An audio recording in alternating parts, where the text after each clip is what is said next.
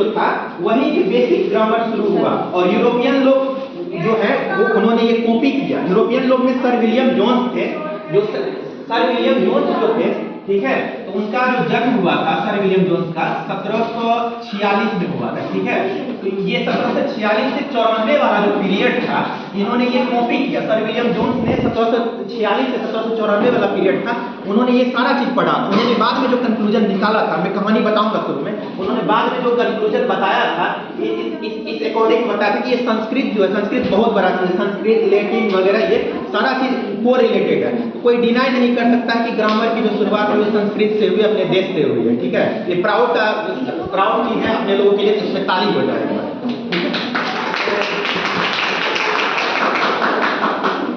तो 1746 से 94 के आसपास की शुरुआत हुई। तो मैं कहानी बता रहा था ये कि ग्रामर की जो शुरुआत हुई थी, तो शिव भगवान जब प्रसन्न हो गए, तपस्या उन्होंने की, तो शिव भगवान प्रकट हुए, तो 14 सूत्री निकला।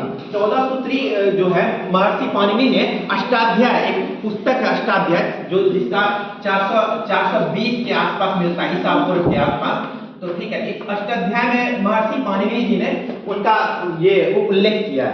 तो 420 के आसपास में जो था महर्षि पाणिनि ने इसमें उल्लेख किया। तो इसमें एक्चुअली होता है कि आप डमरू जब देखते हो, डमरू डमडम नहीं बजता है, डमरू को हमेशा सुनना, डमरू का में जो आवाज होती है, साउंड आती है, वो डमरू का साउंड एक बार देखना ऐसे होती है, ओ आ हरस्वई दीर्घ। ये डमरू जो बजती है ओ आ हरस्वई दीर्घ, ओ आ हरस्वई दीर्घ, ये आवाज आती है, आप सुनना।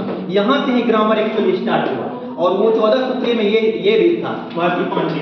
तो ये महर्षि पाणिनि का बहुत बड़ा देन है ग्रामर। तो एक हुआ क्या, ग्रामर की शुरुआत मैं ले जा रहा हूं कैसे हुआ। ये संस्कृत हुआ, ठीक है, संस्कृत, ठीक है। संस्कृत के बाद यहाँ पे आए पाणिनि जी हमारे, ठीक है सर। पाणिनि, हाँ बोलिए। You have only 1 minute sir. अच्छा, तो संस्कृत पाणिनि जी पे, यहाँ पे पाणिनि जी ने क्या शुरुआत की, लिंग्विस्टिक। आप लोग जानते हैं लिंग्विस्टिक मतलब, लिंग्विस्टिक बताओ कोई। हाँ, भाषा। लिंग्विस्टिक के बाद यहाँ पे ग्रामर आई। देखिए ये बना संस्कृत, पाणिनि जी आए, पाणिनि जी के बाद लिंग्विस्टिक उन्होंने स्टार्ट की। ग्रामर में आप मॉडर्न ग्रामर रखो चाहे ओल्ड वाले रखो, कोई भी रखो, ये ग्रामर एक रूल बुक है, रूल बुक। तो यहां से ये ग्रामर स्टार्ट हुई है। अब हम लोग चलेंगे अपने टॉपिक पे, ठीक है, हो गया, मिटा दे। संस्कृत, पाणिनि जी, लिंग्विस्टिक, ग्रामर, रूल बुक, ठीक है। अब हम चलेंगे अपने टॉपिक पे।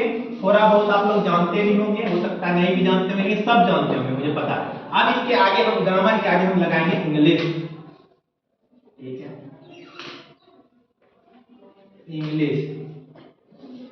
अब इंग्लिश ग्रामर के अंदर हम लोग जो पढ़ेंगे, ठीक है, जो सब टॉपिक है अपना वो है नाउन। सबसे सिंपल, सबसे आसान नाउन। हाँ, पार्ट्स ऑफ स्पीच का एक पार्ट है नाउन, ठीक है। तो नाउन के बारे में पढ़ेंगे। नाउन एक्चुअली होता क्या है, नाउन का डेफिनेशन आप लोग बहुत सारे जानते होंगे। सबसे सिंपल तरीका है, नाउन जो कुछ भी हम देखते हैं सारा चीज नाउन है। नाम को नाउन, एवरीथिंग सराउंड अस, जो भी चीज हमारे आसपास है, चारों साइड है, सब नाउन है। चाहे पंखा हो गया, चाहे बेंच है, चाहे बोतल है, ये बोतल हो गया, बोतल भी नाउन है, सारा चीज नाउन है, कुछ भी है नाउन है। मतलब नाउन नेमिंग वर्ड, अगर आप नेमिंग वर्ड, आइए मिश्रा जी, नाउन, तो ये नेमिंग वर्ड इतना बेसिक चीज है। अगर आप देखो नेमिंग वर्ड, ठीक है, कितना बेसिक चीज है। लेकिन आप सोचो, अगर मैं आज आपका नाम क्या हुआ, वासु, अगर आपका नाम वासु नहीं रहता तो मैं कैसे बुलाता, या तो इशारे करके बुलाता, या ऐसे ही, मतलब आप सोचो आपका एडमिशन कैसे होता है यहाँ बीएड में, कहीं नहीं होता, कुछ भी नहीं होता। अगर नाम ही नहीं रहता तो सारे लोग मिल जाते हैं एक साथ, तो उसके लिए एक्चुअली करना क्या पड़ता है? अगर आप मॉडर्न टाइम में जाओगे, आगे जाओगे, तो वो फेशियल रिकॉग्निशन हो गया, आईआर चीजें हो गई, आईआर चीजें पे जाना पड़ेगा, उतना आपको नहीं जानना है अभी। तो ये नाम बहुत बड़ा चीज है, अगर नाम नहीं रहे तो कुछ भी नहीं है। तो नाउन नेमिंग वर्ड होगा, ठीक है। तो नेमिंग वर्ड के अंदर अपने लोग पढ़ेंगे नाउन। नाउन में क्या पढ़ेंगे? नाउन एक्चुअली होगा क्या? या तो कुछ चीजें जिसको हम काउंट कर सकते हैं, या कुछ चीजें होंगी जिसको हम काउंट नहीं कर सकते हैं। तो एक हो गया काउंटेबल, एक हो गया अनकाउंटेबल, ठीक है। तो काउंटेबल अनकाउंटेबल में अब ये देखना है, मैं मिटा देता हूं। नहीं लिखना नहीं, समझो अभी, लिखना कल है।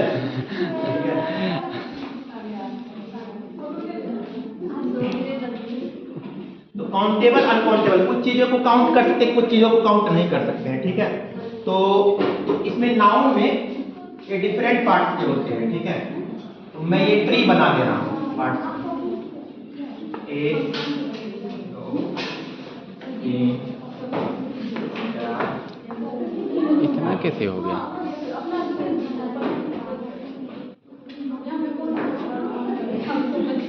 सबसे पहले मैं क्या लिखूं? आप लोगों को पता है नाउन में डिफरेंट पार्ट कौन सा लिखूं? देखो प्रॉपर भी होता है, कॉमन भी होता है। कॉमन को पहले लिखूं कि प्रॉपर को पहले लिखूं? हाँ, मिश्रा जी ने सही है, मटेरियल छूट गया। तो लेकिन मैं लिखूंगा सबसे पहले, मैं लिखने का चाहता तो प्रॉपर भी लिख सकता था, लेकिन मैं लिखूंगा कॉमन सबसे पहले। उसका reason, what's the reason sir?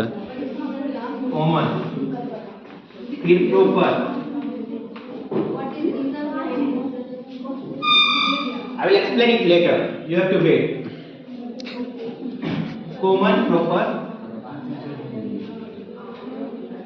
अब क्या लिखूं मैं? I don't know sir. Collective, abstract, material, कौन सा लिखना?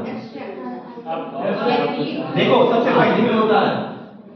सबसे पहले कुछ कॉमन चीजें होनी चाहिए। कॉमन से मैंने शुरू किया। अपने लोग जो है एक ग्रुप बैठे हुए यहाँ पे, अगर इसे अपने लोग रखेंगे तो कलेक्टिव में भी रख सकते हैं, लेकिन एक तरीके से वो समुदाय हुआ, उसका समुदाय वो चले जाएगा कलेक्टिव में। ये समुदाय नहीं है, अपने लोग एक कॉमन है। अगर सारा लोग यूनिफॉर्म पहना हुआ है एक जैसा, तो अपने लोग कॉमन में आ गए, एक यूनिफॉर्म है सारा का, तो कॉमन में चला जाएगा। इसलिए सबसे पहले कॉमन। अगर कॉमन नहीं हो तो प्रॉपर हो ही नहीं सकता।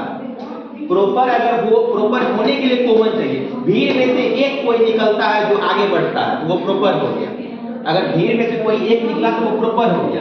ऐसा नहीं होता कि एक पहले निकल गया और उसमें भीड़ ही नहीं था, कुछ था ही नहीं। तो कॉमन से प्रॉपर को रिलेट करेंगे। कॉमन के बाद प्रॉपर, ठीक है, हो गया कॉमन प्रॉपर। अब बताओ क्या लिखें? कलेक्टिव। उसके बाद क्या लिखें? कलेक्टिव के बाद कलेक्टिव तो ठीक है। मटेरियल लिखो या एब्स्ट्रैक्ट लिखो? दोनों लड़ाई करके आ। लिखने का कुछ भी लिखोगे नंबर नहीं कटेगा। मैं बता रहा हूं। कलेक्टिव के बाद क्या लिखूं? मटेरियल लिखो या एब्स्ट्रैक्ट? जो है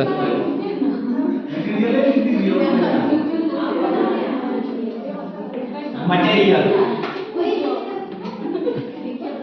अब लिखूंगा एब्स्ट्रैक्ट। अब इसके पीछे रीजन है, अब इसके पीछे रीजन बता रहा हूं क्या है। मैं चाहता कलेक्टिव के बाद मैं अगर